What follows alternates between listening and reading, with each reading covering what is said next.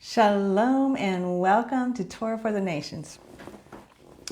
This is Shir Serbo coming to you from Sfat, Israel. And I don't know about you, but have you ever watched a movie when you were younger and then when you saw it again as an adult, you realized that the first time you saw it, you really didn't know what was going on? So that was me, like when I read Bible stories that I've always read as a kid, and now I read them. And I want to do a Bible study today from a story that we've probably all read as kids, but I want to kind of read it as adults now and talk about what's really going on. And also, you know, it takes a lot of humility to, I don't know, maybe you've heard this story, the empty cup story, where someone wants to learn from a sage, a scholar wants to learn, but the scholar goes to the sage, and the scholar, he does not have this empty cup. He comes, he's full of knowledge and his own ideas, and so he goes, and at one point the sage is filling his teacup, and he just keeps filling, and water gets all over the table. And so the student says, you know, what are you doing? The cup is full. And the teacher says, well, exactly. That's your first lesson. You have to come, when you come to learn something, you can't come with your cup already full. You have to empty your cup. And so we get that you can't fill a cup that's already full. But sometimes our cup is full and we don't even realize that we have all of these like biases, filters. For me, it was just very hard not to read everything without some kind of a Christian filter, because I was a Christian my whole life. So every story that I read, I didn't even realize that I'm seeing it through this lens.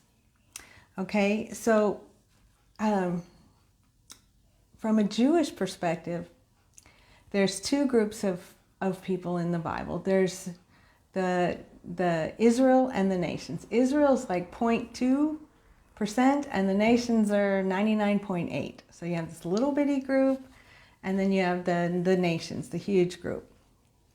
And so probably most of us grew up with not the 0.2 perspective.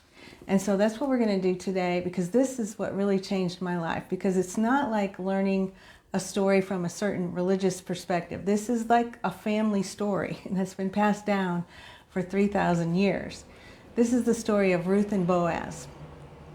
So when I would read this story, like as a little Catholic girl, I would think, oh, you know, look at the story of Ruth. It's so much like the Blessed Mother Mary, like these two women, God blessed them both with a baby, and it's talking about Bethlehem in both stories. And Ruth, she turns out to be the great-grandmother of King David. And Mary, well, she's the mother of God, you know. And when I was a little girl, I would have little rosary beads, and I would pray to, you know, Holy Mary, Mother of God. And so this is what I did as a child. And so every story that I read, I didn't even realize it, but I was always seeing it through a Christian lens. And I think a lot of people do that, don't even realize that. So I was, you know, I remember my whole life celebrating Christmas, having the manger scene, making a birthday cake for the baby, you know. And when I was in Texas this last time, I was talking to a friend, and she said, you mean everything I've ever learned as a kid is a lie? And I said, you know, look at it like this. You know, when somebody puts up a picture of themselves on Facebook and it has a filter, is that a lie? You know, it is the person, but you should be made aware that there's a filter, you know, and that person might not look exactly like that when you see them in person. And so I'm just saying that we should be aware that some of the things that we read, we're seeing them through a filter. Okay. I remember just as an adult, this thing of the virgin birth I would ask about it. And there's this verse in Isaiah chapter 7. It says, "Therefore the Lord of his own shall give you a sign. Behold, the young woman is with child, and she shall bear a son, and she shall call his name Emmanuel."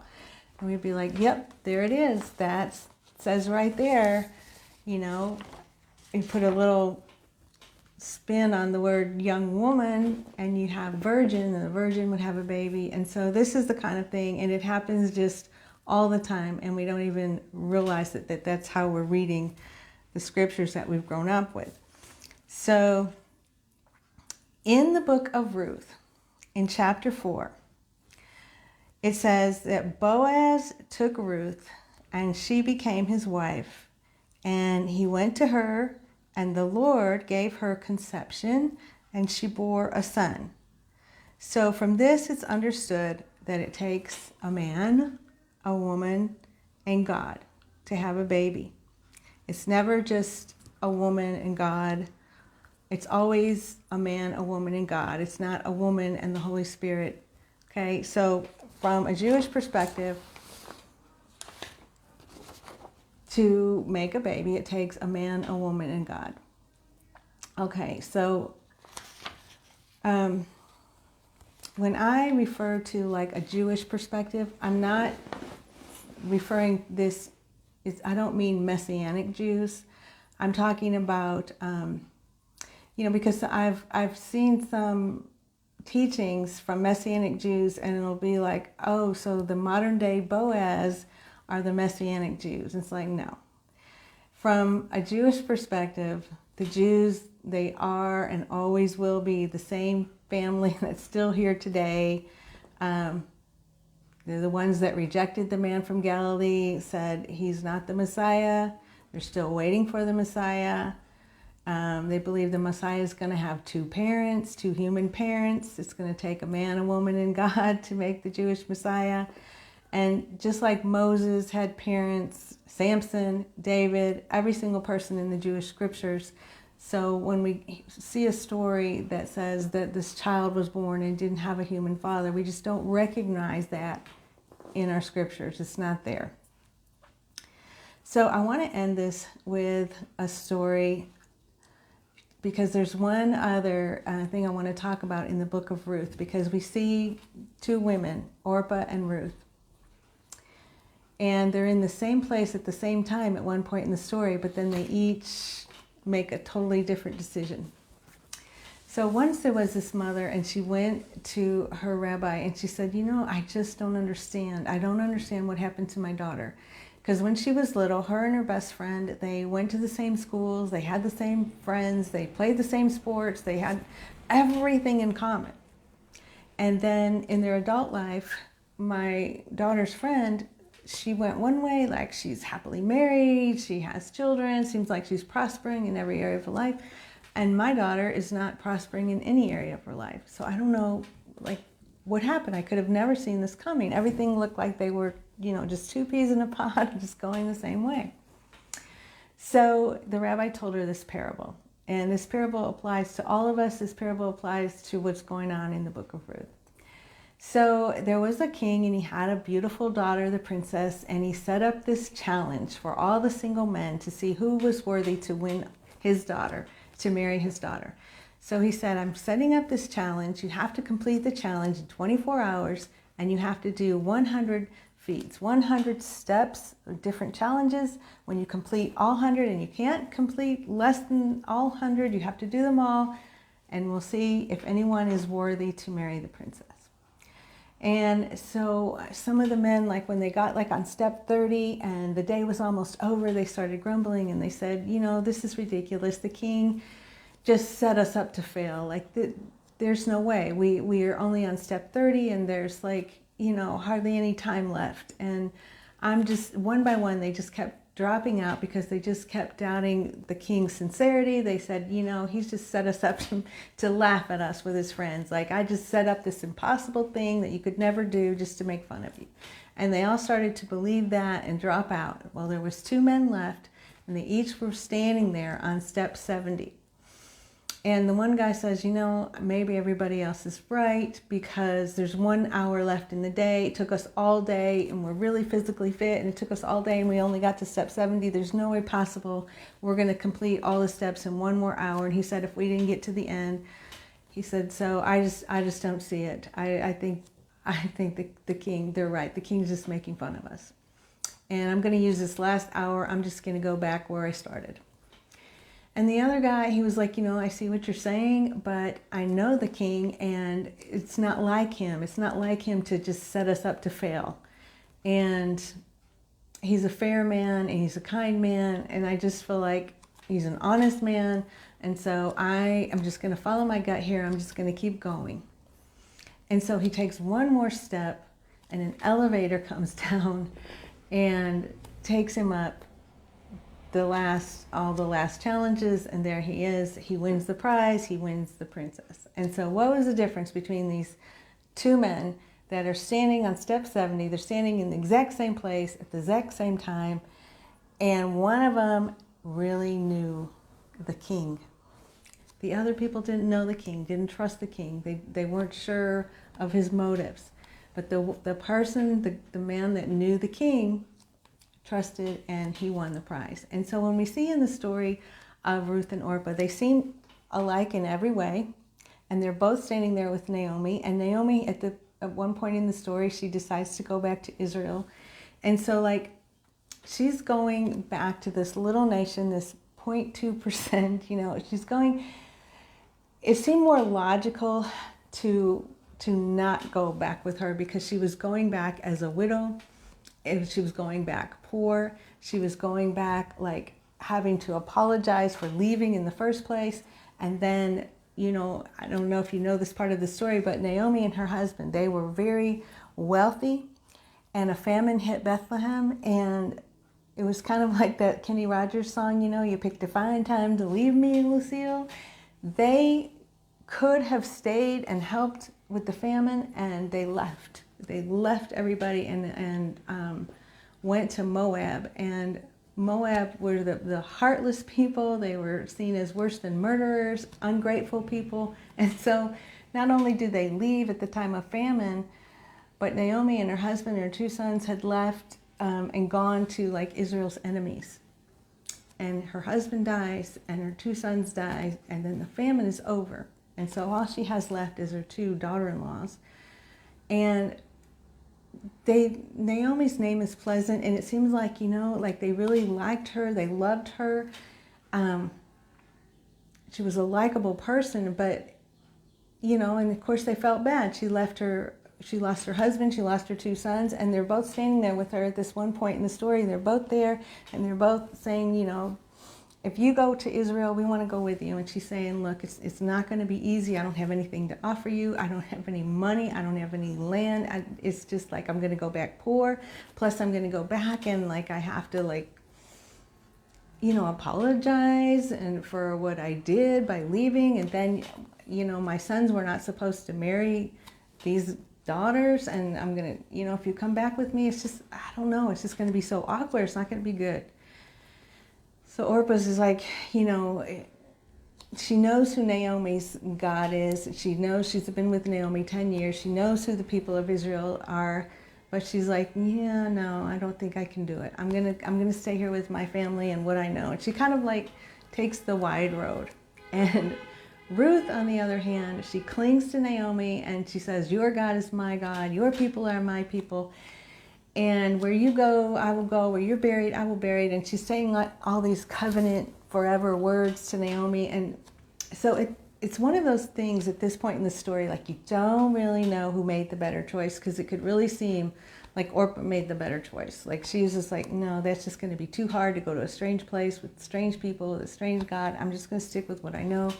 And you could think at that point that Orpah made the better choice. But, we see as the story plays out, that Naomi is able to connect Ruth to Boaz, show her how to communicate to Boaz. And Boaz is a man, a righteous man, and he sees what his role is in this whole thing. And he has, says Boaz went to Ruth, and God helped them to conceive and have a baby. So Okay, so Ruth becomes the great-grandmother of King David. Orpah, on the other hand, becomes the grandmother of Goliath. So you see, they're both standing in the same place at the same time, and what happens, they go opposite ways. And the difference is that Ruth just knows what Naomi has said about her God and her people, and she wants that more than what's there in Moab. So one of the things that happens to me because I spent my whole life as a Christian, and 4 years ago I converted to Judaism, people are always asking me about what's the difference between what the Jews believe and what Christians believe, and this thing about the virgin birth. People say, why can't the Jews believe that God could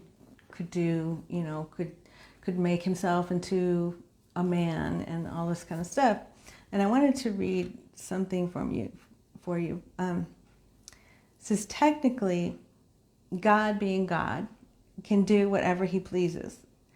And people are always saying, like, well, can God commit suicide? Can God make a God that's stronger than him? Can God make 2 + 2 = 7? Like all these weird things. And so God says, we're taught in the Jewish scriptures that God is consistent and unchanging. And Malachi 3:6 says, I, the Lord, do not change. And he doesn't do what is self-contradictory or what is absurd. Because of his relationship with man, he puts limitations on himself as to what he will or will not do. Like, for instance, he said when he gave us the rainbow and the covenant of the rainbow, he said he would never flood the world again. So we see in these stories that it's just important to know our God. And he says, I want that in the end, every single creature that walks the earth is going to recognize and know who God is. And so recognizing and knowing God, that's not like saying, like if someone holds up the letter A and we recognize that's the letter A, and that's always been the letter A, but somebody could say, well, I really believe that's the letter C. It's like, well, just because you believe it doesn't mean it's true. And so it's kind of like God wants us to recognize who he is. And the idea is not like what he can do, but what he does do. Okay? So because the man in that parable, he knew who his king was. He's not going to be the type that makes a mockery out of us and gives us something that's too hard to do just to set us up and make fun of us. That's not who he is. And so it's our responsibility to know the king, and that's going to make or break whether the choices we make. If we think that we should learn about God from someone else other than the Naomi's God, then you're going to come out with a different outcome. You're going to come out with a different bias and a different filter. So it changed my life when I decided to learn the Bible stories from a Jewish perspective, from that little 0.2% of the family that's still here and been preserved all these years, so that people can still ask the family, well, what is your version of this? What's the Jewish version? What does your family say about your family? And so anyways, if you have any questions, if you want to put them in the comment section, if you want to just say, can you tell me what is the Jewish perspective on this or that, I'd be happy to answer that for you. Okay, so like I said, it takes a lot of humility to come with an empty cup, to come ready to learn, not to kind of want to defend what we already know, but to really want to see the scriptures as an adult, not as we saw them as children, and to really learn, to recognize and know our King. All right, shalom from Israel.